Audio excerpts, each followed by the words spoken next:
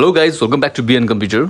So अहिले मेरो अगाडि छ क्याननको 3010 मोडलको प्रिन्टर र आज यो भिडियोमा म तपाईँहरूलाई चाहिँ जुन यो इरर लाइट बोलिरहेको छ साइडमा तपाईँले देख्न सक्नुहुन्छ है, रेड लाइट ब्लिङ्किङ भइरहेछ हैन। यस्तो इरर चाहिँ किन आउँछ भनेर चाहिँ बताउन लागेको छु।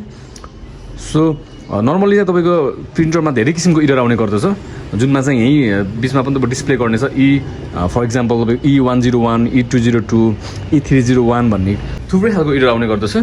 बट कुनै बेला चाहिँ तपाईँको कुनै पनि यो इरर नआएर यहाँ चाहिँ डिस्प्ले नआएर एकैचोटि लास्टको बटनमा गएर माथिपट्टि चाहिँ रेड लाइट ब्लिङ्किङ गर्न थाल्छ हैन।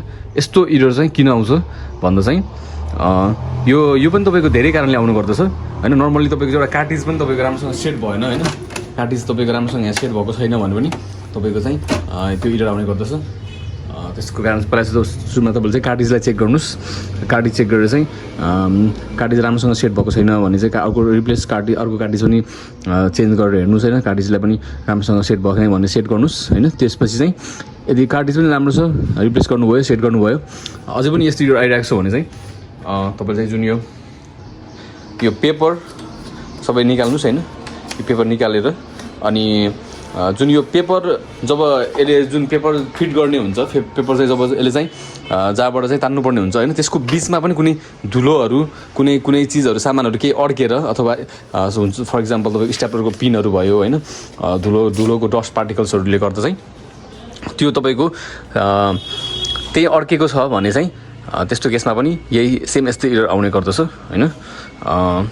र त्यसको लागि चाहिँ तपाईँले चाहिँ के गर्नु भन्दा चाहिँ यो पेपर सबै निकाल्नुहोस् हैन, कार्टिज पनि निकालेर अनि उल्टो त्यसलाई चाहिँ टर्न गरेर चाहिँ घोप्टाएर चाहिँ त्यहाँभित्र केही धुलोहरू छ भने सबै त्यसलाई चाहिँ सफा गरेर हैन, ब्लोर युज गरेर तपाईँले सफा गर्न सक्नुहुन्छ।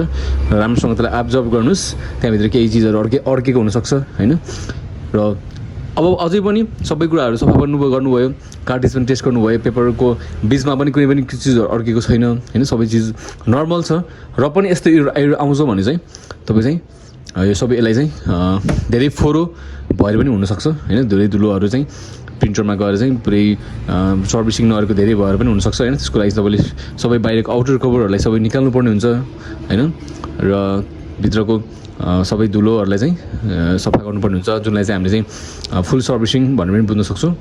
र यसमा चाहिँ मेन चाहिँ यो पार्टमा चाहिँ तपाईँको चाहिँ लेजर युनिट भन्ने हुन्छ हैन, लेजर युनिट। त्यो लेजर युनिट फोरो भएर पनि यस्तो इरर आउँछ हैन। लेजर युनिट चाहिँ तपाईँले चाहिँ पुरै खोलेर त्यसलाई राम्रोसँग सफा गर्नुपर्ने हुन्छ हैन, चिसो कपडाले ताउति हैन। कुनै पनि धुलोहरूलाई सबै जस्तो खालको फोरो छ सबैले त्यसलाई राम्रोसँग त्यही तरिकाले सफा गरेर गर्नुभयो भने चाहिँ तपाईँको चाहिँ त्यसपछि चाहिँ यो प्रब्लम चाहिँ हट्छ हैन। तपाईँलाई चाहिँ पुरै भिडियो सबै यो डिएसेम्बल गरेर सफा गर्न यताउति आउँदैन भने चाहिँ म तपाईँलाई चाहिँ त्यो भिडियोको लिङ्क डिस्क्रिप्सनमा राखिदिन्छु हैन। तपाईँले त्यो हेरेर चाहिँ यो खोल्न, फिट गर्न, सफा गर्न सबै सक्नुहुन्छ। सो यस्तो इररको लागि चाहिँ मलाई धेरै कल आउने भएको भएर मैले चाहिँ यसको लागि पनि एउटा चाहिँ सेपरेटली भिडियो बनाइदिएको हो हैन। सो यो तपाईँलाई हेल्प होस् भनेर।